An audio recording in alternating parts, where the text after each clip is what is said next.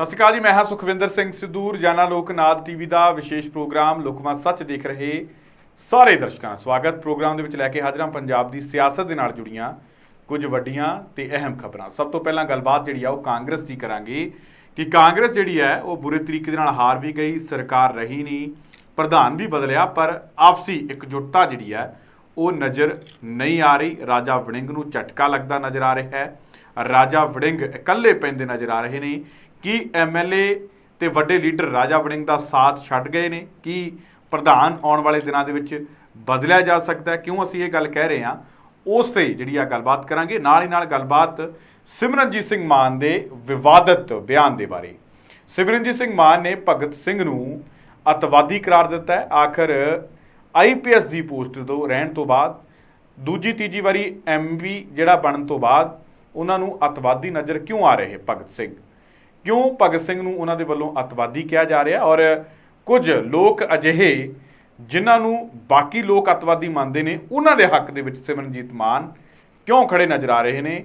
ਕੀ ਦੋਗਲਾ stand ਹੈ ਸਿਮਰਨਜੀਤ ਸਿੰਘ ਮਾਨ ਦਾ? ਕਿ ਲੋਕਾਂ ਨੇ ਜਿਸ ਤਰੀਕੇ ਦੇ ਨਾਲ ਸਿਮਰਨਜੀਤ ਸਿੰਘ ਮਾਨ ਨੂੰ ਜਿਤਾਇਆ, ਕਿ ਉਹ ਛਵੀ ਸਿਮਰਨਜੀਤ ਮਾਨ ਪੰਜਾਬ ਦੇ ਲੋਕਾਂ ਦੇ ਅੰਦਰ ਰੱਖ ਪਾਉਣਗੇ, ਜਾਂ ਫਿਰ ਉਸ ਤੋਂ ਵੀ ਪਹਿਲਾਂ ਨਾਲੋਂ ਵੀ ਹਾਲਾਤ ਜਿਹੜੇ ਆ ਸਿਆਸੀ ਤੌਰ 'ਤੇ ਸਿਮਰਨਜੀਤ ਮਾਨ ਦੇ ਵੱਧ ਤੋਂ ਵੀ ਬੱਤਰ ਹੋ ਜਾਣਗੇ? ਇਸ ਪੂਰੇ ਮਾਮਲੇ ਤੇ ਗੱਲਬਾਤ ਕਰਾਂਗੇ, ਘੋਖ ਪੜਤਾਲ ਤੁਹਾਨੂੰ ਕਰਕੇ ਦੱਸਾਂਗੇ, ਸਹੀ ਤੇ ਸਟੀਕ ਜਾਣਕਾਰੀ ਤੁਹਾਡੇ ਤੱਕ ਪਹੁੰਚਾਵਾਂਗੇ। ਸਾਡੇ ਨਾਲ ਇਹਨਾਂ ਖਬਰਾਂ ਤੇ ਵਿਸਤਾਰਪੂਰਵਕ ਚਰਚਾ ਦੇ ਲਈ ਜੁੜੇ ਨੇ ਪ੍ਰੋਫੈਸਰ ਮਨਜੀਤ ਸਿੰਘ ਅਣਖੀ ਸਾਹਿਬ। ਸਭ ਤੋਂ ਪਹਿਲਾਂ ਸਵਾਗਤ ਕਰਦੇ ਹਾਂ, ਫਿਰ ਪ੍ਰੋਗਰਾਮ ਦੀ ਸ਼ੁਰੂਆਤ ਕਰਦੇ ਹਾਂ। ਅਣਖੀ ਸਾਹਿਬ, ਸਵਾਗਤ ਹੈ ਪ੍ਰੋਗਰਾਮ ਦੇ ਵਿੱਚ। ਬਹੁਤ ਬਹੁਤ ਸ਼ੁਕਰੀਆ ਸੁਖਵਿੰਦਰ ਜੀ। ਅਣਖੀ ਸਾਹਿਬ, ਸ਼ੁਰੂਆਤ ਜਿਹੜੀ ਹੈ ਉਹ ਕਾਂਗਰਸ ਵਾਲੀ ਖਬਰ ਤੋਂ ਮੈਂ ਕਹਿੰਦਾ ਆਪਾਂ ਕਰੀਏ। ਕਾਂਗਰਸ ਵਾਲੀ ਖਬਰ ਇਹ ਹੈ ਕਿ ਰਾਜਾ ਵੜਿੰਗ ਨੂੰ ਪ੍ਰਧਾਨ ਬਣਾਇਆ ਗਿਆ ਨਵਜੋਤ ਸਿੰਘ ਸਿੱਧੂ ਤੋਂ ਬਾਅਦ। ਉਮੀਦ ਸੀ ਕਿ ਬੜੇ ਵਧੀਆ ਤਰੀਕੇ ਦੇ ਨਾਲ ਕੰਮ ਹੋਊਗਾ। ਉਹ ਰਾਜੇ ਵੜਿੰਗ ਨੂੰ ਵੀ ਉਮੀਦ ਸੀ ਕਿ ਅਸੀਂ ਮੇਰੀ ਪ੍ਰਧਾਨਗੀ ਦੇ ਵਿੱਚ ਜਿਮਨੀ ਚੋਣਾਂ ਜਿੱਤਾਂਗੇ। ਜਿਮਨੀ ਚੋਣ ਹਾਰ ਗਏ। ਹੁਣ ਹਾਲਾਤ ਇਹ ਨੇ ਕਿ ਇਕਜੁੱਟਤਾ ਨਹੀਂ ਨਜ਼ਰ ਆ ਰਹੀ। ਰਾਜਾ ਵੜਿੰਗ ਜਿੱਥੇ ਵੀ ਕੋਈ ਪ੍ਰੋਗਰਾਮ ਕਰਨ ਜਾਂਦੇ ਆ, ਪ੍ਰਧਾਨਗੀ ਦੇ ਤੌਰ 'ਤੇ ਉਹਨਾਂ ਨਾਲ ਕੋਈ ਐਮਐਲਏ ਜਾਂ ਕੋਈ ਵੱਡੇ ਲੀਡਰ ਬਹੁਤੇ ਉਹਨਾਂ ਦੇ ਨਾਲ ਜਾਂਦੇ ਦਿਖਾਈ ਦਿੰਦੇ ਨਹੀਂ। ਔਰ ਵਿਧਾਨ ਸਭਾ ਦੇ ਅੰਦਰ ਵੀ ਕੋਈ ਬਹੁਤਾ ਜਿਹੜਾ ਉਹਨਾਂ ਦਾ ਪ੍ਰਭਾਵ ਹੈ ਉਹ ਜਿਹੜਾ ਦਿਖਾਈ ਪ੍ਰਧਾਨ ਦੇ ਤੌਰ 'ਤੇ ਅਣਖੀ ਸਾਹਿਬ ਨਹੀਂ ਦਿੱਤਾ। ਇਸ ਤੋਂ ਕੀ ਮਤਲਬ ਕੱਢਿਆ ਜਾਵੇ ਕਿ ਰਾਜਾ ਵੜਿੰਗ ਆਪਣਾ ਪ੍ਰਭਾਵ ਪ੍ਰਧਾਨ ਦੇ ਤੌਰ 'ਤੇ ਪਾਉਣ ਦੇ ਲਈ ਆਪਣੀ ਪਾਰਟੀ ਦੇ ਉੱਪਰ ਸਫਲ ਨਹੀਂ ਹੋ ਪਾਏ, ਜਾਂ ਫਿਰ ਜਿਹੜੀ ਪਾਰਟੀ ਹੈ ਜਾਂ ਪਾਰਟੀ ਦੇ ਐਮਐਲਏ ਨੇ ਉਹ ਰਾਜਾ ਵੜਿੰਗ ਨੂੰ ਸਹੀ ਪ੍ਰਧਾਨ ਮੰਨ ਨਹੀਂ ਰਹੇ? ਇਹ ਜੋ ਖਟਾਸਾਂ ਜਿਹੜੀਆਂ ਨਜ਼ਰ ਆ ਰਹੀਆਂ ਨੇ, ਜੋ ਰਾਜਾ ਵੜਿੰਗ ਦੇ ਨਾਲ ਨਹੀਂ ਚੱਲ ਰਹੇ ਇਹ ਐਮਐਲਏ ਮੰਤਰੀ, ਕੀ ਇਹ ਮਹਿਜ ਇੱਕ ਇਤਫਾਕ ਹੈ ਜਾਂ ਫਿਰ ਵਾਕਈ ਦਾਲ 'ਚ ਕੁਝ ਕਾਲਾ ਹੈ? ਸੁਖਵਿੰਦਰ ਜੀ, ਬੜਾ ਮਹੱਤਵਪੂਰਨ ਤੁਸੀਂ ਪ੍ਰਸ਼ਨ ਜਿਹੜਾ ਇਹ ਕੀਤਾ। ਅਸਲ 'ਚ ਕਾਰਨ ਇਹ ਹੈ ਕਿ ਸਭ ਤੋਂ ਪਹਿਲਾਂ ਹੀ ਗੱਲ ਪਿਛਲੇ ਦੌਰ ਤੋਂ ਸ਼ੁਰੂ ਕਰਦੇ ਹਾਂ। ਜਦੋਂ ਰਾਜਾ ਵੜਿੰਗ ਨੂੰ ਨਵਜੋਤ ਸਿੰਘ ਸਿੱਧੂ ਹੋਣਾ ਨੂੰ ਹਟਾ ਕੇ ਰਾਜਾ ਵੜਿੰਗ ਨੂੰ ਪ੍ਰਧਾਨ ਬਣਾਇਆ ਜਾਂਦਾ, ਤਾਂ ਸ਼ਾਇਦ ਇਹ ਕਾਂਗਰਸ ਹਾਈ ਕਮਾਨ ਦੀ ਇਹ ਉਹ ਮਜਬੂਰੀ ਸੀ ਕਿ ਉਹਨਾਂ ਕੋਲ ਰਾਜਾ ਵੜਿੰਗ ਤੋਂ ਇਲਾਵਾ ਕੋਈ ਹੋਰ ਇਹੋ ਜਿਹਾ ਚਿਹਰਾ ਨਹੀਂ ਸੀ ਹੈਗਾ ਜਿਸ ਨੂੰ ਪ੍ਰਧਾਨ ਬਣਾ ਸਕਦੇ। ਕਿਉਂਕਿ ਜੇਕਰ ਦੂਜੇ ਪਾਸੇ ਪ੍ਰਧਾਨ ਬਣਾਉਂਦੇ, ਉਹਨਾਂ ਦੇ ਵਿੱਚ ਆਪਸੀ ਖਿੱਚੋਤਾਣ ਸੀ। ਪ੍ਰਤਾਪ ਸਿੰਘ ਬਾਜਵਾ ਸੀ, ਤ੍ਰਿਪਤਰਜਿੰਦਰ ਸਿੰਘ ਬਾਜਵਾ ਸੀ, ਸੁਖਜਿੰਦਰ ਸਿੰਘ ਰੰਧਾਵਾ ਸੀ, ਤੇ ਸ਼ਾਇਦ ਉਹ ਪ੍ਰਧਾਨਗੀ ਦੇ ਅਹੁਦੇ ਉੱਤੇ ਜਾਂ ਆਉਣਾ ਨਹੀਂ ਸਰ ਚਾਹੁੰਦੇ, ਜਾਂ ਕਾਂਗਰਸ ਹਾਈ ਕਮਾਨ ਇੱਕ ਨੌਜਵਾਨ ਵਰਗ ਦੇ ਵਿੱਚ ਸੰਦੇਸ਼ ਦੇ ਕੇ ਇਹ ਚਾਹੁੰਦੀ ਸੀ ਕਿ ਅਸੀਂ ਨੌਜਵਾਨ ਵਰਗ ਨੂੰ ਪ੍ਰਤੀਨਿਧਤਾ ਦਿੱਤੀ ਤੇ ਇਸ ਸੰਬੰਧ ਦੇ ਵਿੱਚ ਰਾਜਾ ਵੜਿੰਗ ਵਰਗੇ ਬੰਦੇ ਨੂੰ ਅਸੀਂ ਪ੍ਰਧਾਨ ਬਣਾ ਦਿੱਤਾ। ਕਿਉਂਕਿ ਇਸ ਤੋਂ ਇਲਾਵਾ ਉਹਨਾਂ 18 ਬੰਦਿਆਂ ਦੇ ਵਿੱਚ ਕੋਈ ਹੋਰ ਵਿਅਕਤੀ ਜਿਹੜਾ ਪ੍ਰਧਾਨ ਬਣਨ ਦੇ ਮੈਨੂੰ ਨਹੀਂ ਲੱਗਦਾ ਉਹਨਾਂ ਦਿਨਾਂ ਦੇ ਵਿੱਚ ਕੋਈ ਸੀ। ਬੇਸ਼ੱਕ ਸੁਖਪਾਲ ਸਿੰਘ ਖਹਿਰਾ ਵੀ ਸੀ, ਪਰ ਸੁਖਪਾਲ ਸਿੰਘ ਖਹਿਰਾ ਦਾ ਜਿਹੜਾ ਪਿਛੋਕੜਿਆ ਕੁਝ ਹੋਰ ਤਰੀਕੇ ਦਾ ਰਿਹਾ। ਸ਼ਾਇਦ ਉਸ ਸਮੇਂ ਤੱਕ ਰਾਜਾ ਵੜਿੰਗ ਦੇ ਉੱਤੇ ਕਾਂਗਰਸ ਹਾਈ ਕਮਾਨ ਨੇ ਦਾਅ ਲਾਉਣ ਦਾ ਸੋਚਿਆ ਕਿ ਇੱਕ ਨੌਜਵਾਨ ਚਿਹਰਾ ਹੈਗਾ ਤੇ ਚਲੋ ਸਾਰੇ ਬੰਦਿਆਂ ਨੂੰ ਨਾਲ ਲੈ ਕੇ ਚੱਲ ਪਏਗਾ। ਜਿਸ ਤਰੀਕੇ ਨਾਲ ਨਵਜੋਤ ਸਿੰਘ ਸਿੱਧੂ ਹੁਣੀ ਕਿਸੇ ਸਮੇਂ ਰਹੇ, ਤਾਂ ਸ਼ਾਇਦ ਪੰਜਾਬ ਦੇ ਵਿੱਚ ਜਿਹੜੀ ਕਾਂਗਰਸ ਦੀ ਜਿਹੜੀ ਅੰਦਰੂਨੀ ਫੁੱਟ ਆ ਉਹ ਖਤਮ ਹੋ ਜਾਵੇਗੀ। ਕਾਂਗਰਸ ਨੇ ਰਾਜਾ ਵੜਿੰਗ ਨੂੰ ਇੱਕ ਮਜਬੂਰੀ 'ਚ ਇਹੋ ਹੀ ਸੋਚ ਕੇ ਪ੍ਰਧਾਨ ਬਣਾਇਆ। ਪਰ ਜੋ ਸਥਿਤੀਆਂ ਬਦਲੀਆਂ, ਰਾਜਾ ਵੜਿੰਗ ਨੇ ਅਜੇ ਪ੍ਰਧਾਨਗੀ ਦੀ ਸਹੁੰ ਚੁੱਕੀ ਨਹੀਂ ਸੀ। ਨਵਜੋਤ ਸਿੰਘ ਸਿੱਧੂ ਹੁਣੀ ਹਾਰਨ ਦੇ ਬਾਵਜੂਦ ਉਹ ਐਕਟਿਵ ਹੋ ਗਏ ਤੇ ਜਿੱਥੇ ਵੀ ਜਾਂਦੇ ਸਨ ਸਾਬਕਾ ਵਿਧਾਇਕਾਂ ਦਾ ਇੱਕ ਤਕੜਾ ਕਾਫਲਾ ਉਹਨਾਂ ਦੇ ਨਾਲ ਹਰ ਥਾਂ ਤੇ ਸੱਜੇ ਖੱਬੇ ਉਹਨਾਂ ਦੇ ਨਾਲ ਨਜ਼ਰ ਆਇਆ। ਚਾਹੇ ਉਹ ਮੰਡੀਆਂ ਦੇ ਵਿੱਚ ਜਾਂਦੇ ਸਨ, ਚਾਹੇ ਕਿਸੇ ਵਿਧਾਇਕ ਦੇ ਘਰ ਜਾ ਕੇ ਮੀਟਿੰਗ ਕਰਦੇ, ਇੱਕ ਤਗੜਾ ਹਜੂਮ ਜਿਹੜਾ ਸਾਬਕਾ ਵਿਧਾਇਕਾਂ ਦਾ ਸੀ ਨਵਜੋਤ ਸਿੱਧੂ ਦੇ ਨਾਲ ਚੱਲਣਾ ਸ਼ੁਰੂ ਹੋ ਗਿਆ। ਫਿਰ ਉਹ ਵੀ ਦਿਨ ਆਇਆ ਜਦੋਂ ਰਾਜਾ ਵੜਿੰਗ ਨੇ ਸਹੁੰ ਚੁੱਕੀ, ਨਵਜੋਤ ਸਿੱਧੂ ਹੁਣੀ ਗਏ ਪਰ ਬਾਹਰੋਂ ਬਾਹਰ ਵਾਪਸ ਆ ਗਏ। ਜਿਹੜਾ ਉਹ ਸਮਾਂ ਸੀ ਖਾਸ ਤੌਰ ਤੇ ਰਾਜਾ ਵੜਿੰਗ ਦਾ, ਜਦੋਂ ਰਾਜੇ ਵੜਿੰਗ ਨੂੰ ਪ੍ਰਧਾਨਗੀ ਦਿੱਤੀ ਗਈ ਤਾਂ ਪੰਜਾਬੀ 'ਚ ਕਹਿੰਦੇ ਕਿ ਇੱਕ ਧੌਣ 'ਚ ਸਰੀਆ ਆਉਣਾ, ਤੇ ਸ਼ਾਇਦ ਉਹ ਧੌਣ 'ਚ ਸਰੀਆ ਰਾਜੇ ਵੜਿੰਗ ਦਾ ਇਹੋ ਜਿਹਾ ਫਿੱਟ ਕੀਤਾ ਜਾਂ ਹੋ ਗਿਆ ਕਿ ਉਹਨੇ ਕਿਸੇ ਵੀ ਉਸ ਵਿਧਾਇਕ ਨੂੰ, ਖਾਸ ਤੌਰ ਤੇ ਜਿਹੜੇ ਨਵਜੋਤ ਸਿੰਘ ਸਿੱਧੂ ਦੇ ਸਨ ਨਾਲ ਸਮਰਥਕ, ਈਵਨ ਕਿ ਨਵਜੋਤ ਸਿੰਘ ਸਿੱਧੂ ਨੂੰ ਵੀ ਉਹਨੇ ਮਿਲਣ ਦੀ ਕੋਈ ਆਪਾਂ ਕਹਿ ਸਕਦੇ ਕੋਸ਼ਿਸ਼ ਨਹੀਂ ਕੀਤੀ, ਨਾ ਹੀ ਮਿਲਣ ਦਾ ਉਹਨੇ ਚਾਅ ਵਿਖਾਇਆ। ਤੇ ਕੁਦਰਤੀ ਤੌਰ ਤੇ ਇਸ ਦਾ ਕਾਰਨ ਇਹੋ ਸੀ ਕਿ ਉਹ ਆਪਣੇ ਆਪ ਨੂੰ ਹੀ ਇੰਨੇ ਉੱਚਾ ਸਮਝਣ ਲੱਗ ਪਿਆ ਕਿ ਨਵਜੋਤ ਸਿੱਧੂ ਤੋਂ ਬਾਅਦ ਹੁਣ ਮੇਰੀ ਵਾਰੀ ਆ, ਤੇ ਸ਼ਾਇਦ ਪਤਾ ਨਹੀਂ ਮੈਂ ਕਿਹੜਾ ਕਾਂਗਰਸ ਦੇ ਵਿੱਚ ਇਨਕਲਾਬ ਲੈ ਆਉਣਾ। ਵਿਧਾਇਕਾਂ ਨੂੰ, ਮਾਫ ਕਰਨਾ, ਸਾਬਕਾ ਵਿਧਾਇਕਾਂ ਨੂੰ ਉਹ ਸਮਝਦਾ ਸੀ ਕਿ ਮੇਰੀ ਲੋੜ, ਮਤਲਬ ਮੈਨੂੰ ਉਹਨਾਂ ਦੀ ਲੋੜ ਨਹੀਂ ਆ, ਉਹਨਾਂ ਨੂੰ ਮੇਰੀ ਲੋੜ ਹੋ ਸਕਦੀ ਆ, ਉਹ ਮੇਰੇ ਨਾਲ ਆਣ ਕੇ ਚੱਲਣ। ਤਾਂ ਸਥਿਤੀਆਂ ਦਾ ਸੰਤਾਪ ਦੇਖੋ ਕਿ ਹੌਲੀ ਹੌਲੀ ਜਿਹੜਾ ਨਵਜੋਤ ਸਿੱਧੂ ਦਾ ਕਾਫਲਾ ਸੀ, ਨਵਜੋਤ ਸਿੱਧੂ ਦੇ ਜੇਲ੍ਹ ਜਾਣ ਤੋਂ ਬਾਅਦ ਉਹ ਕਾਫਲਾ ਵੀ ਘਿਰ ਗਿਆ। ਤੇ ਦੂਜੇ ਪਾਸੇ ਰਾਜਾ ਵੜਿੰਗ ਦੀ ਸਭ ਤੋਂ ਵੱਡੀ ਅਸਫਲਤਾ ਇਹ ਰਹੀ ਉਸ ਸਮੇਂ ਦੇ ਵਿੱਚ ਕਿ ਜਦੋਂ ਨਵਜੋਤ ਸਿੱਧੂ ਜੇਲ੍ਹ 'ਚ ਚਲੇ ਜਾਂਦੇ ਆ ਤੇ ਘੱਟ ਤੋਂ ਘੱਟ ਉਹ ਜਿਹੜੇ ਨਵਜੋਤ ਸਿੱਧੂ ਦੇ ਨਾਲ ਸਾਬਕਾ ਵਿਧਾਇਕ ਸੀ ਉਹਨਾਂ ਨਾਲ ਹੀ ਮੇਲਜੋਲ ਕਰਕੇ ਆਪਣੇ ਇੱਕ ਧੜੇ ਨੂੰ ਮਜ਼ਬੂਤ ਕਰਦਾ। ਸ਼ਾਇਦ ਇਹ ਵੀ ਉਸ ਤੇ ਹੰਕਾਰ ਦੀ ਇੱਕ ਸੀਮਾ ਸੀ, ਉਹਨੇ ਉਹਨਾਂ ਵਿਧਾਇਕਾਂ ਨੂੰ ਵੀ ਹੱਥ ਲਾਉਣਾ ਜਾਂ ਉਹਨਾਂ ਨਾਲ ਹੱਥ ਮਿਲਾਉਣਾ ਵਾਜਬ ਨਹੀਂ ਸਮਝਿਆ, ਉਹਨਾਂ ਨੂੰ ਵੀ ਇਕੱਲੇ ਛੱਡ ਦਿੱਤਾ। ਤੇ ਉਹ ਜਿਹੜੇ ਸਾਬਕਾ ਵਿਧਾਇਕ ਸੀ ਖਾਸ ਤੌਰ ਤੇ ਨਵਜੋਤ ਸਿੰਘ ਸਿੱਧੂ ਦੇ, ਉਹ ਖੇਰੂ ਖੇਰੂ ਹੋ ਕੇ ਕੋਈ ਆਪੋ ਆਪਣੀ ਕਮੀਤਨ ਦੀ ਲੱਗ ਗਿਆ ਤੇ ਦੂਸਰੇ ਪਾਸੇ ਰਾਜਾ ਵੜਿੰਗ ਜਿਹੜਾ ਬਿਲਕੁਲ ਇਕੱਲਾ ਰਹਿ ਗਿਆ।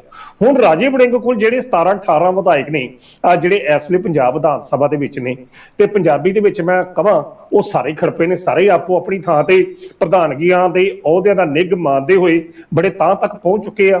ਉਹ ਕਿਸੇ ਵੀ ਸੂਰਤ ਵਿੱਚ ਰਾਜਾ ਵੜਿੰਗ ਦੀ ਉਸ ਪ੍ਰਧਾਨਗੀ ਨੂੰ ਨਹੀਂ ਬਣ ਸਕਦੇ ਜਾਂ ਉਹਦੇ ਦਿਸ਼ਾ ਨਿਰਦੇਸ਼ਾਂ ਨੂੰ ਨਹੀਂ ਬਣ ਸਕਦੇ ਜਿਸ ਤਰੀਕੇ ਨਾਲ ਰਾਜਾ ਵੜਿੰਗ ਆਪਣੀ ਗੱਲਬਾਤ, ਆਪਣੀ ਬੋਲਬਾਣੀ, ਇੱਕ ਬਣਾਵਟੀ ਜਿਹਾ ਡਾਇਲੌਗ ਵਰਤ ਕੇ ਕਰਦੇ ਆ। ਸ਼ਾਇਦ ਉਹਨਾਂ ਨੂੰ ਪਸੰਦ ਨਹੀਂ, ਕਿਉਂਕਿ ਪ੍ਰਤਾਪ ਸਿੰਘ ਬਾਜਵਾ ਪ੍ਰਧਾਨ ਰਹਿ ਚੁੱਕੇ ਆ, ਤਰਜਿੰਦਰ ਸਿੰਘ ਬਾਜਵੇ ਦਾ ਸਿਆਸੀ ਲੰਮਾ ਕੈਰੀਅਰ, ਸੁਖਜਿੰਦਰ ਸਿੰਘ ਰੰਧਾਵਾ ਆਪਣੇ ਆਪ ਤੇ ਹਮੇਸ਼ਾ ਟਕਸਾਲੀ ਕਾਂਗਰਸੀ ਦਾ ਲੈਵਲ ਲੈ ਕੇ ਤੁਰੇ ਫਿਰਦੇ ਆ। ਤਾਂ ਉਹ ਕਿਸੇ ਵੀ ਕਿਸਮ ਦਾ ਜਿਹੜਾ ਸਹਿਯੋਗ ਆ ਰਾਜਾ ਵੜਿੰਗ ਨੂੰ ਮਿਲਣਾ ਚਾਹੀਦਾ ਉਹ ਨਹੀਂ ਮਿਲ ਰਿਹਾ, ਖਾਸ ਤੌਰ ਤੇ ਦੋ ਚੀਜ਼ਾਂ ਕਰਕੇ। ਇੱਕ ਇਸ ਤੇ ਰਾਜਾ ਵੜਿੰਗ ਨੂੰ ਸਹਿਯੋਗ ਮਿਲ ਨਹੀਂ ਰਿਹਾ ਜਾਂ ਲੈ ਨਹੀਂ ਪਾ ਰਹੇ। ਹਾਂ, ਮੈਂ ਇਹਦੇ ਵੱਲ ਵੀ ਹੁਣ ਨਹੀਂ, ਮੇਰੀ ਗੱਲ ਤੁਸੀਂ ਕੰਪਲੀਟ ਹੋ ਲੈਂਦੇ ਕਿ ਇਹਦੀ ਬੋਲਬਾਣੀ, ਇਸ ਦਾ ਜਿਹੜੀ ਅਸੀਂ ਕਹਿ ਸਕਦੇ ਕਿ ਡਾਇਲੌਗ ਡਿਲੀਵਰੀ, ਔਰ ਜਦੋਂ ਇਹ ਗੱਲਬਾਤ ਕਰਨਗੇ ਤਾਂ ਪ੍ਰਭਾਵ ਇਹ ਦੇਣ ਦੀ ਕੋਸ਼ਿਸ਼ ਹੁੰਦੀ ਹੈ ਰਾਜਾ ਵੜਿੰਗ ਦਾ ਕਿ ਮੈਂ ਹੀ ਸਭ ਤੋਂ ਸੁਪਰੀਮ ਆ, ਸ਼ਾਇਦ ਮੈਂ ਹੀ ਹੁਣ ਕਾਂਗਰਸ ਦੇ ਵਿੱਚ ਆਇਆ ਤੇ ਕਾਂਗਰਸ ਦੀ ਜਿਹੜੀ ਆ ਸਥਿਤੀ ਜਿਹੜੀ ਆ ਬਦਲ ਜਾਣੀ ਆ। ਸਿਰਫ ਹੁਣ ਜਿਸ ਤਰੀਕੇ ਨਾਲ ਬਰਿੰਦਰ ਢਿੱਲੋਂ ਅੱਜ ਕੱਲ ਉਹਦੇ ਸੱਜੇ ਖੱਬੇ ਵਿਖਾਈ ਦਿੰਦੇ ਆ, ਤਾਂ ਇਹ ਪ੍ਰਭਾਵ ਦੇਣ ਦੀ ਕੋਸ਼ਿਸ਼ ਆ ਕਿ ਜਿਹੜੀ ਪੁਰਾਣੀ ਕਾਂਗਰਸ ਤੇ ਉਹ ਟਕਸਾਲੀ ਆਗੂ ਜਿਹੜੇ ਲੰਮੇ ਸਮੇਂ ਤੋਂ ਰਹੇ ਨੇ, ਸਾਨੂੰ ਉਹਨਾਂ ਦੀ ਲੋੜ ਨਹੀਂ, ਅਸੀਂ ਇੱਕ ਨਵੀਂ ਕਾਂਗਰਸ ਨੌਜਵਾਨਾਂ ਦੀ ਬਣਾਉਣ ਦੀ ਕੋਸ਼ਿਸ਼ ਕਰਦੀ ਆ।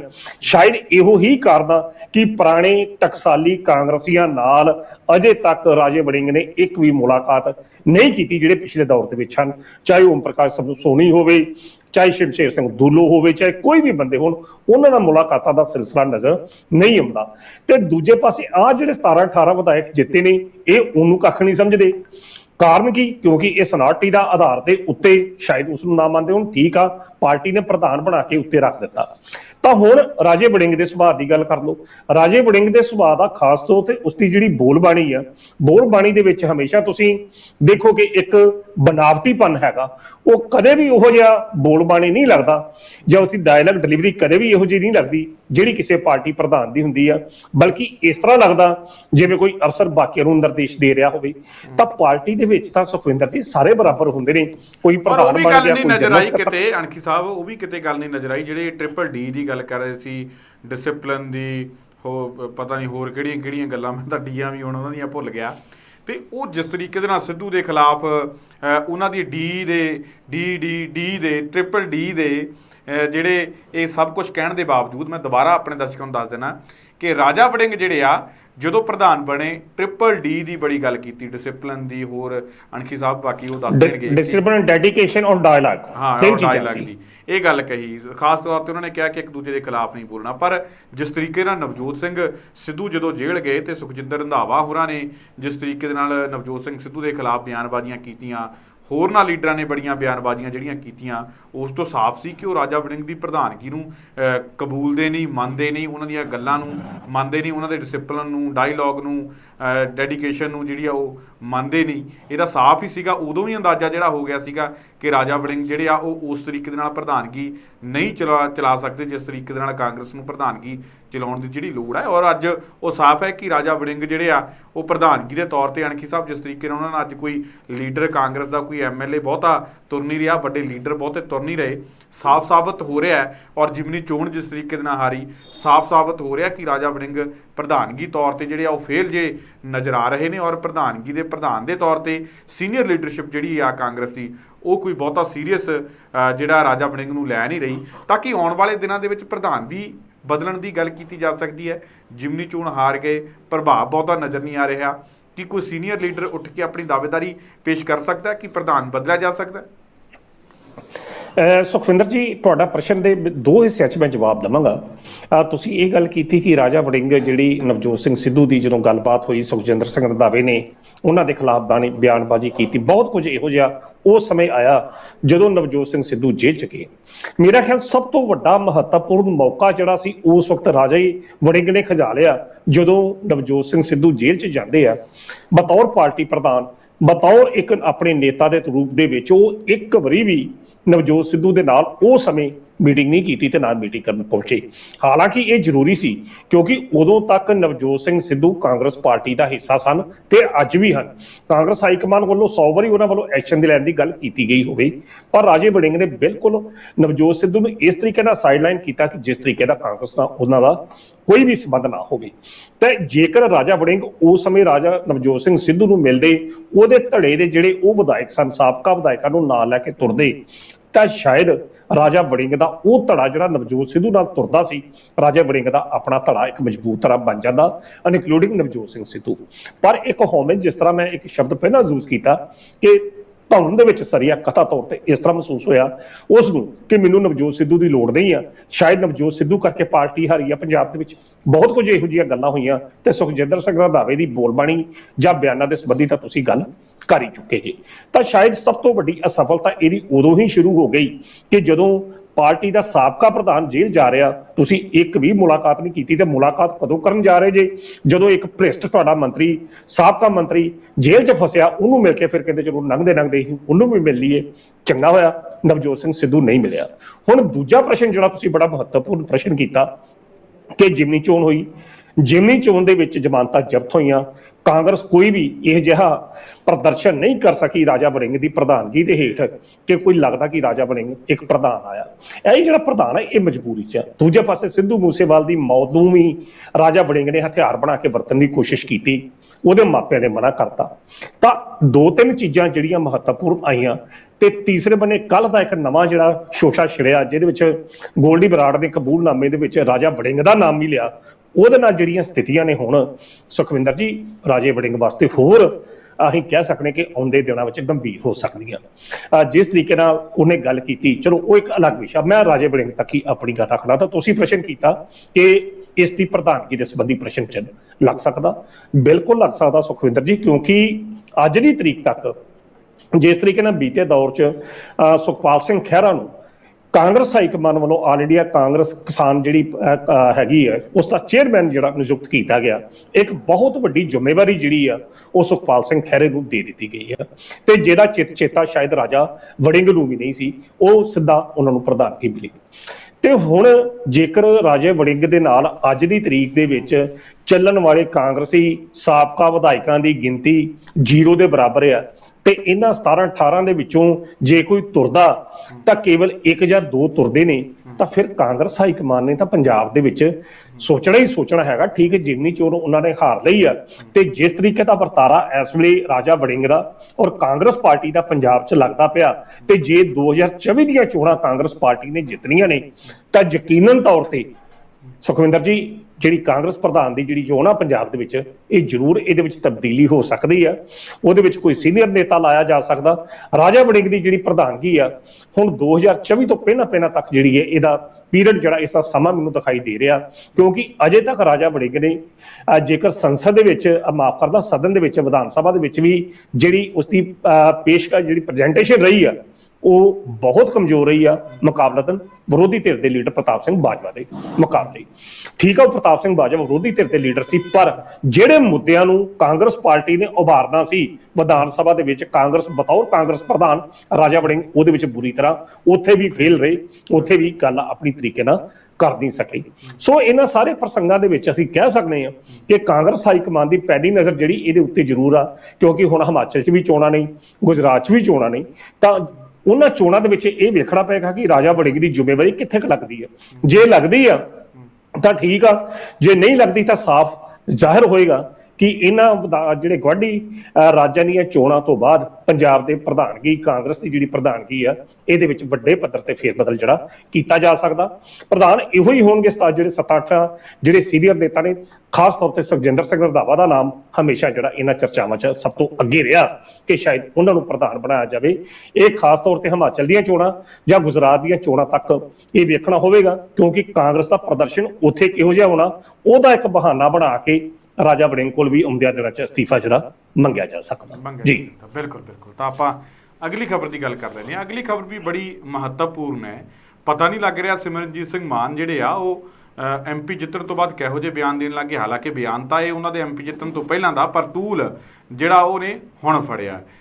ਪਹਿਲਾਂ ਵੀ ਲਗਾਤਾਰ ਸਿਮਰਨਜੀਤ ਮਾਨ ਜਿਹੜੇ ਆ ਇਹੀ ਗੱਲਾਂ ਕਹਿੰਦੇ ਰਹੇ ਆ ਕਿ ਭਗਤ ਸਿੰਘ ਜਿਹੜੇ ਆ ਉਹ ਅੱਤਵਾਦੀ ਨੇ। ਕਾਰਨ ਕੀ ਆ? ਕਾਰਨ ਕਹਿੰਦੇ ਕਿ ਉਹਨੇ ਇੱਕ ਸਾਂਡਰਸ ਨੂੰ ਮਾਰਿਆ, ਦੂਜੇ ਬੇਕਸੂਰ ਜਿਹੜੇ ਉਹਨਾਂ ਦੇ ਅੰਗਰੇਜ਼ ਫੌਜ ਦੇ ਵਿੱਚ ਸਿਪਾਹੀ ਸੀਗੇ, ਫੌਜ ਦੀ ਨੌਕਰੀ ਕਰਦੇ ਸੀਗੇ, ਇੱਕ ਅੰਮ੍ਰਿਤਧਾਰੀ ਸਿੱਖ ਨੂੰ ਕਹਿੰਦੇ ਮਾਰਿਆ।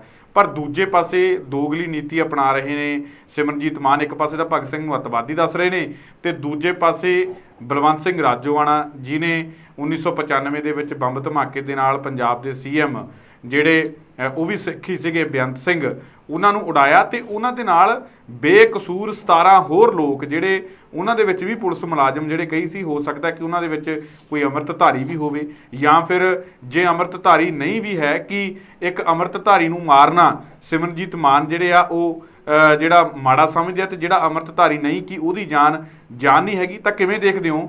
ਜਿੱਥੇ ਤਾਂ 17 ਬੰਦੇ ਨਜਾਇਜ਼ ਮਾਰੇ ਗਏ, ਉਸ ਬੰਦੇ ਨੂੰ ਤਾਂ ਕੌਮ ਦਾ ਹੀਰੋ ਬਣਾ ਕੇ ਇਹਨਾਂ ਦੇ ਵੱਲੋਂ ਕਿਹਾ ਜਾ ਰਿਹਾ ਹੈ ਕਿ ਰਾਜੋਆਣਾ ਨੂੰ ਰਿਹਾ ਕੀਤਾ ਜਾਵੇ, ਤੇ ਜਿੱਥੇ ਇੱਕ ਬੰਦਾ ਅੰਗਰੇਜ਼ਾਂ ਨੇ ਜਿਨ੍ਹਾਂ ਨੇ ਭਾਰਤ ਦੇ ਉੱਪਰ ਇੰਨਾ ਤਸ਼ੱਦਦ ਕੀਤਾ ਤੇ ਜਿਹੜੇ ਉਹਨਾਂ ਦੇ ਖਿਲਾਫ ਲੜੇ ਭਗਤ ਸਿੰਘ ਵਰਗੇ ਲੋਕ ਉਹਨਾਂ ਨੂੰ ਅੱਤਵਾਦੀ ਦੱਸ ਰਹੇ ਨੇ। ਕਿਵੇਂ ਦੇਖਦੇ ਹੋ ਸਿਮਰਨਜੀਤ ਸਿੰਘ ਮਾਨ ਦੇ ਇਸ ਦੋਗਲੇ ਚਿਹਰੇ ਨੂੰ? ਸੁਖਵਿੰਦਰ ਜੀ, ਸਿਮਰਨਜੀਤ ਸਿੰਘ ਮਾਨ ਦੀ ਜਿਹੜੀ ਸ਼ਖਸੀਅਤ ਆ ਬੀਤੇ 99 ਤੋਂ ਲੈ ਕੇ ਤੇ ਹੁਣ ਤੱਕ ਹਮੇਸ਼ਾ ਵਾਦ ਵਿਵਾਦਾਂ ਵਾਲੀ ਰਹੀ ਹੈ, ਤੇ ਉਹਦੇ ਉੱਤੇ ਕੋਈ ਜ਼ਿਆਦਾ ਲੋਕ ਟੀਕਾ ਟਿੱਪਣੀ ਕਰਦੇ ਵੀ ਨਹੀਂ ਆ, ਕਿਉਂਕਿ ਪਤਾ ਆ ਕਿ ਮਾਨ ਨੇ ਜਦੋਂ ਵੀ ਬੋਲਣਾ ਕੁਝ ਇਹੋ ਜਿਹਾ ਹੀ ਬੋਲਣਾ ਆ ਜਿਸ ਦਾ ਕੋਈ ਵੀ ਮਤਲਬ ਨਹੀਂ ਹੋਣਾ। ਪਰ ਸਭ ਤੋਂ ਵੱਡੀ ਜਿਹੜੀ ਮੈਂ ਕਹਿ ਸਕਦਾ ਕਿ ਸਭ ਤੋਂ ਵੱਡੀ ਹੈਰਾਨਗੀ ਜਿਹੜੀ ਆ, ਔਰ ਮੈਨੂੰ ਇਸ ਗੱਲ ਦੀ ਹੋ ਰਹੀ ਆ ਕਿ ਉਹ ਲੋਕ, ਸੰਗਰੂਰ ਦੇ ਲੋਕ ਜਿਨ੍ਹਾਂ ਨੇ ਇਸ ਜਿਮਨੀ ਚੋਣ ਦੇ ਵਿੱਚ ਸਿਮਰਨਜੀਤ ਸਿੰਘ ਮਾਨ ਨੂੰ ਆਪਣੀ ਵੋਟਾਂ ਦੇ ਕੇ ਜਿਤਾਇਆ, ਉਹ ਲੋਕ ਸਿਮਰਨਜੀਤ ਸਿੰਘ ਮਾਨ ਵੱਲੋਂ ਕੀ ਸੋਚਦੇ ਹੋਣਗੇ? ਇਸ ਵਿਅਕਤੀ ਦੀ ਸੋਚ ਤਾਂ ਚਲੋ ਇਹੋ ਜਿਹੀ ਹੈ ਹੀ ਹੈ। ਜੋ ਉਹ ਲੋਕ ਜਿਨ੍ਹਾਂ ਨੇ ਇਹਨੂੰ ਵੋਟਾਂ ਪਾਈਆਂ, ਉਹਨਾਂ ਨੇ ਕੀ ਸੋਚ ਕੇ ਇਸ ਵਿਅਕਤੀ ਨੂੰ ਵੋਟਾਂ ਪਾਈਆਂ? ਜਦੋਂ ਕਿ ਕਈ ਵਾਰੀ ਇਮੋਸ਼ਨਲ ਹੋ ਕੇ ਸਿਮਰਨਜੀਤ ਸਿੰਘ ਮਾਨ ਹਮੇਸ਼ਾ ਇਹ ਗੱਲ ਕਹਿੰਦੇ ਰਹੇ ਨੇ ਕਿ ਮੇਰੀ ਕੌਮ ਮੈਨੂੰ ਵੋਟਾਂ ਨਹੀਂ ਪਾਉਂਦੀ, ਮੈਨੂੰ ਮੇਰੇ ਲੋਕ ਹਰਾ ਦਿੰਦੇ ਆ, ਤੇ ਜੇਕਰ ਤੁਹਾਡੇ ਲੋਕਾਂ ਨੇ ਹੁਣ ਜਿਤਾਇਆ ਤੇ ਘੱਟ ਤੋਂ ਘੱਟ ਉਹਨਾਂ ਲੋਕਾਂ ਦੇ ਦਿੱਤੇ ਫਤਵੇ ਦੀ ਲਾਜ ਹੀ ਰੱਖ ਲਓ, ਆਪਣੇ ਸੁਭਾਅ ਨੂੰ ਚੇਂਜ ਕਰ ਲਓ। ਸ਼ਾਇਦ ਸਾਵਾਂ ਦਾ ਕੋਈ ਪਤਾ ਨਹੀਂ ਹੁੰਦਾ, ਮੈਂ ਵੀ ਪਤਾ ਨਹੀਂ ਕੁਰਸੀ ਤੋਂ ਉੱਠਣਾ ਕਿ ਨਹੀਂ ਉੱਠਣਾ, ਕਿ ਜ਼ਿੰਦਗੀ 'ਚ ਸ਼ਾਇਦ ਤੁਹਾਡੀ ਇਹ ਅੰਤਮ ਇਲੈਕਸ਼ਨ ਹੈ ਜਿਹਦੇ 'ਚ ਤੁਸੀਂ ਚੋਣ ਜਿਹੜੀ ਜਿੱਤੀ ਆ। ਜਦੋਂ ਅਗਲੀਆਂ ਚੋਣਾਂ ਹੋਣੀਆਂ ਨੇ, ਪਤਾ ਨਹੀਂ ਤੁਸੀਂ ਜਿੱਤਣਾ ਕਿ ਹਾਰਨਾ, ਤੇ ਜੇਕਰ ਲੋਕਾਂ ਨੇ ਤੁਹਾਨੂੰ ਇਹ ਭਾਰੀ ਫਤਵਾ ਦਿੱਤਾ ਤੇ ਘੱਟ ਤੋਂ ਘੱਟ ਉਹਦਾ ਹੀ ਮਾਣ ਕਰ ਲਓ। ਇਹ ਇੱਕ ਮੇਰੀ ਸਲਾਹ ਆ ਮਾਨ ਸਾਹਿਬ ਨੂੰ, ਸਿਮਰਨਜੀਤ ਸਿੰਘ ਮਾਨ ਨੂੰ। ਬਾਕੀ ਸਿਮਰਨਜੀਤ ਸਿੰਘ ਮਾਨ ਨੂੰ ਸੁਖਵਿੰਦਰ ਜੀ ਮੈਂ ਬੜੀ ਇੰਟਰਵਿਊ ਕੀਤਾ, ਬੜੀ ਵਾਰੀ ਮਿਲਿਆ, ਤਾਂ ਹਮੇਸ਼ਾ ਉਹਦੇ ਬਿਆਨ ਜਿਹੜੇ ਨੇ ਅਜਿਹੇ ਬੇਤੁਕੇ ਬਿਆਨ ਹੁੰਦੇ ਆ ਜਿਨ੍ਹਾਂ ਨੂੰ ਅਖਬਾਰਾਂ 'ਚ, ਕਿਉਂਕਿ ਮੈਂ ਉਹਨਾਂ ਦਿਨਾਂ 'ਚ ਅਖਬਾਰਾਂ ਦਾ ਕੰਮ ਕਰਦਾ ਸਾਂ, ਕੋਈ ਜ਼ਿਆਦਾ ਪ੍ਰੈਫਰ ਮਾਨ ਦੇ ਬਿਆਨਾਂ ਨੂੰ ਨਹੀਂ ਦਿੰਦੇ। ਖੈਰ, ਤੁਹਾਡੇ ਹੁਣ ਪ੍ਰਸ਼ਨ ਵੱਲ ਆਉਣਾ। ਬਿਲਕੁਲ।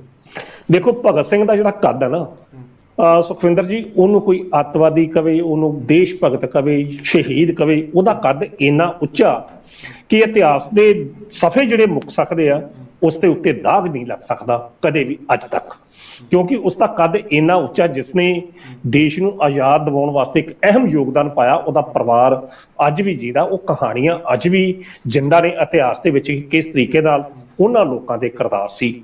ਉਹਨਾਂ ਲੋਕਾਂ ਦੇ ਕਿਰਦਾਰ ਅਜਿਹੇ ਕਿਰਦਾਰ ਨਹੀਂ ਸੀ ਹੈਗੇ ਸਿਮਰਨਜੀਤ ਸਿੰਘ ਮਾਨ ਵਰਗੇ, ਜਿਹੜੇ ਇੱਕ ਪਾਸੇ ਤਾਂ ਰਾਜੀਵ ਗਾਂਧੀ ਨਾਲ ਹੱਥ ਮਿਲਾਉਂਦੇ ਰਹੇ ਤੇ ਦੂਜੇ ਪਾਸੇ ਬੜੀ ਮਹੱਤਵਪੂਰਨ ਮੈਂ ਗੱਲ ਲੱਗਾ ਕਰਨ ਕਿ ਬਤੌਰ IB ਦੇ ਇਹਨਾਂ ਨੇ ਸੀਕਰਟ ਏਜੰਟ ਵਜੋਂ ਵੀ ਉਤੋਂ ਤਨਖਾਹਾਂ ਲੈ ਕੇ ਆਪਣੀ ਇਹਨਾਂ ਰਾਜਸੀ ਸ਼ਕਤੀ ਚਮਕਾਈ।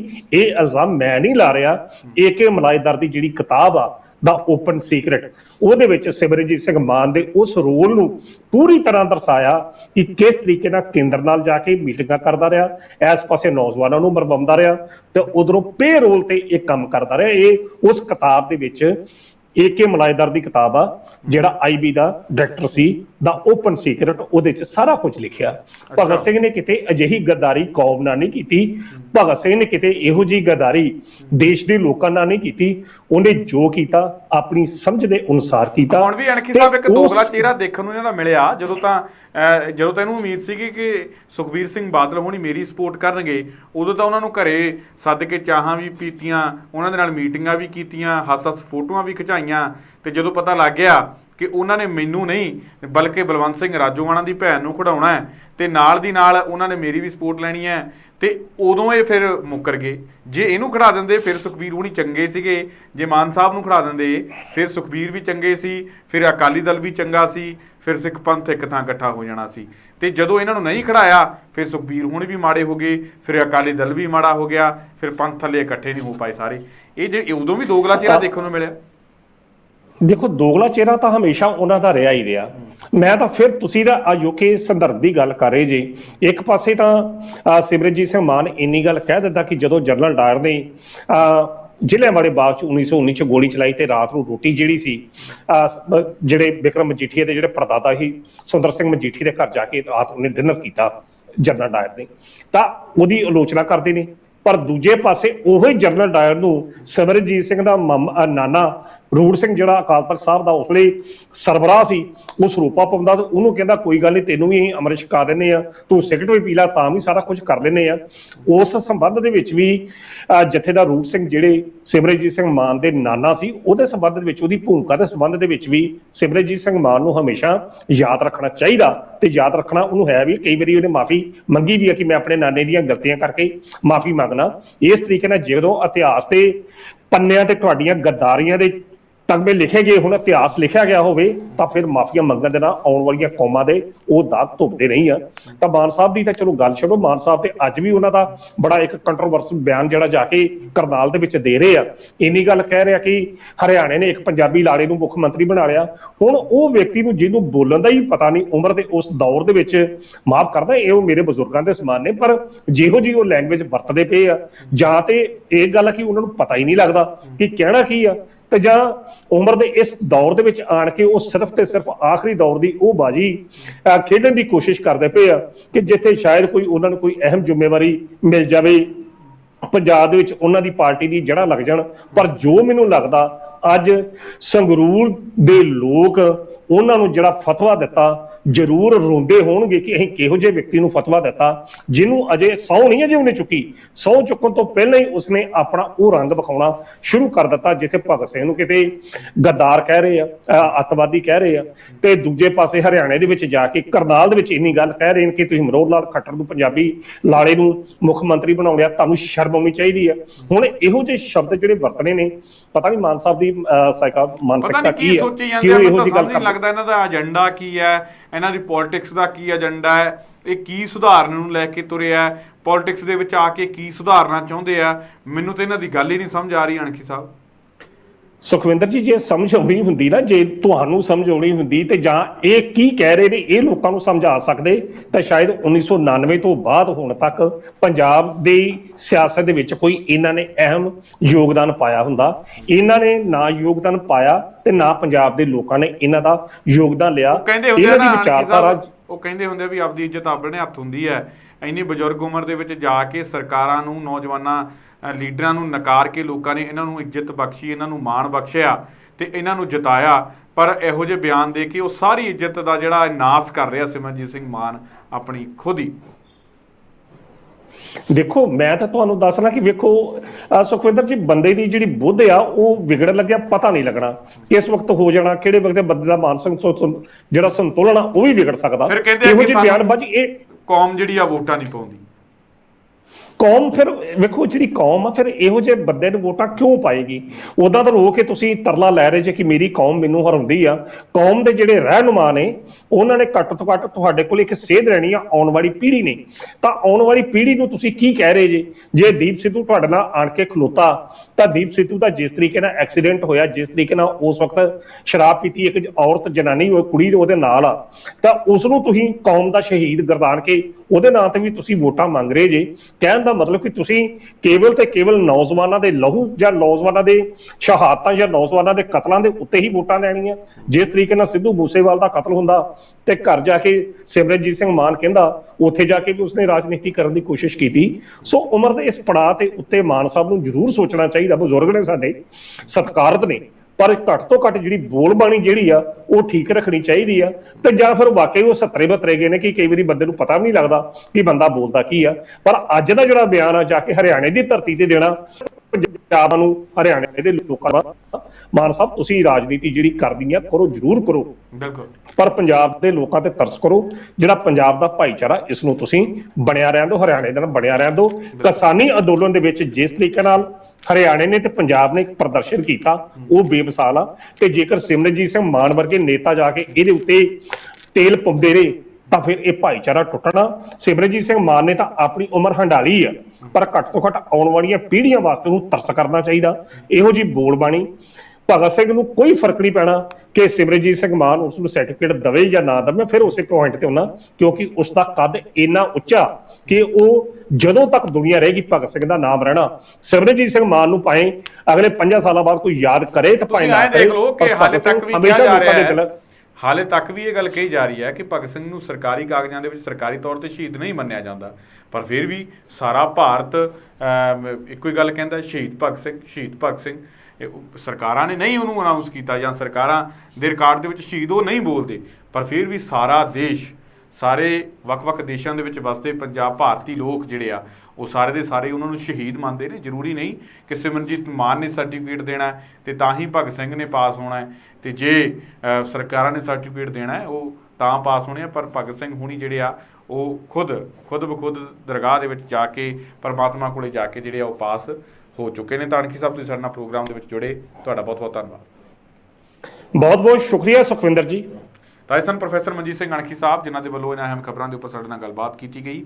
ਉਮੀਦ ਕਰਦੇ ਹਾਂ ਕਿ ਅਣਖੀ ਸਾਹਿਬ ਦੇ ਨਾਲ ਕੀਤੀ ਗੱਲਬਾਤ ਤੁਹਾਨੂੰ ਜ਼ਰੂਰ ਪਸੰਦ ਆਈ ਹੋ। ਦੁਬਾਰਾ ਫਿਰ ਮਿਲਾਂਗੇ ਇਸ ਪ੍ਰੋਗਰਾਮ ਦੇ ਵਿੱਚ, ਤਦ ਤੱਕ ਦਿਓ ਇਜਾਜ਼ਤ। ਧੰਨਵਾਦ।